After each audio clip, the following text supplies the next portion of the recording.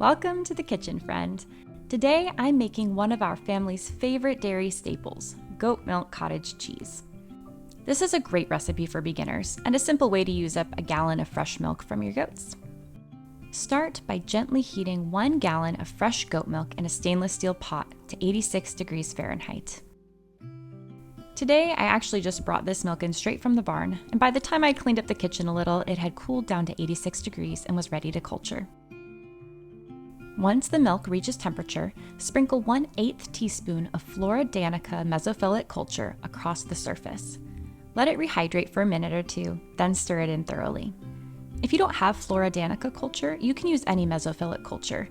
I just really like the taste that the Flora Danica brings to this cheese. With most cheese recipes, you'll first culture your milk and then coagulate it, but for this recipe, we're going to let both happen at the same time. Go ahead and dissolve 1/16 teaspoon of liquid animal rennet in a 1/4 cup of non-chlorinated water. Pour it into the milk over a slotted spoon or spatula to help it disperse evenly, and then stir it gently using an up-down motion for about a minute to mix it in. And now we wait. This is when the culture and rennet really begin their work. Let the milk sit undisturbed at room temperature for about 4 hours to ripen and coagulate. Now, this might seem like a long time, but I promise it pays not to cut corners here. This is a great cheese to make on a busy morning when you can add the culture and rennet and then forget about the curds for a few hours until it's time to stir.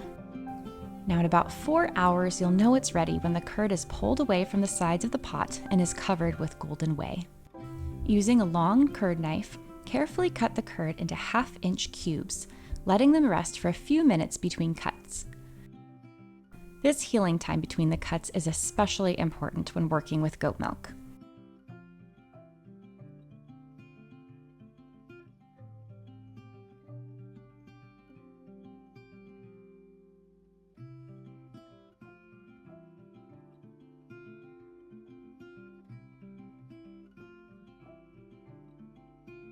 I like to use my skimmer spoon to make the final series of cuts that fall below the surface.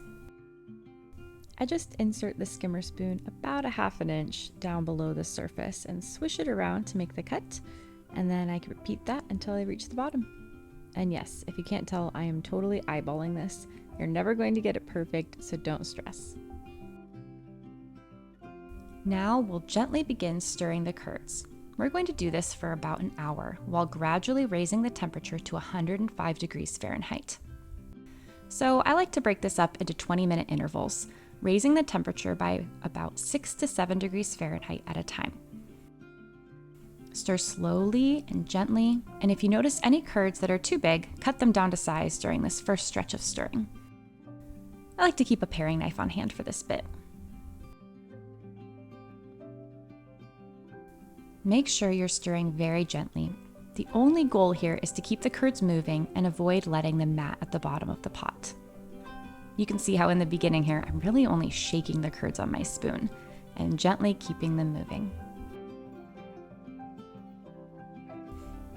As you stir, you'll see the curds beginning to shrink up and lose moisture. We want them to be fairly even in size by the end of our stirring.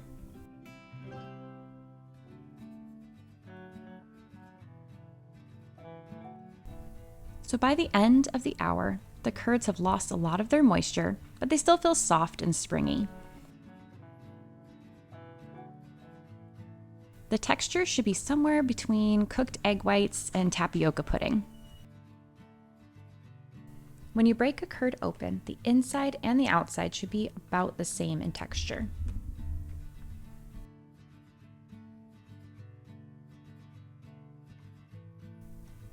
Let the curds settle for about 5 minutes while you prepare your colander in cold water.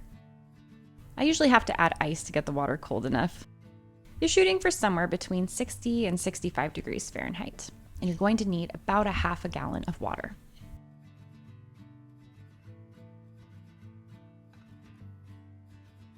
Pour the curds and whey into the colander and rinse with cold water. I like to pour some water over the curds and then set the colander into a bowl of cold water and mill them gently with my fingers to rinse them thoroughly. This washes some of that lactose from the curds and helps them cool and stop acidifying quickly. This is what makes the curds so nice and sweet with a creamy texture inside. Now sprinkle in a 1/4 teaspoon of salt.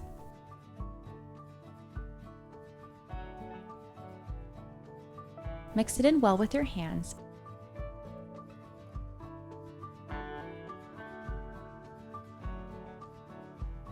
And let the curds drain for another 30 minutes.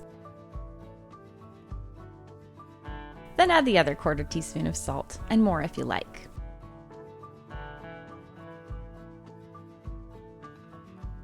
Thoroughly mix the salt in, and voila, you have cottage cheese. You can eat these curds as is, or dress them with a little cream if you want them extra rich and silky. We love it simply with cracked pepper or spooned over sliced peaches for a summer breakfast.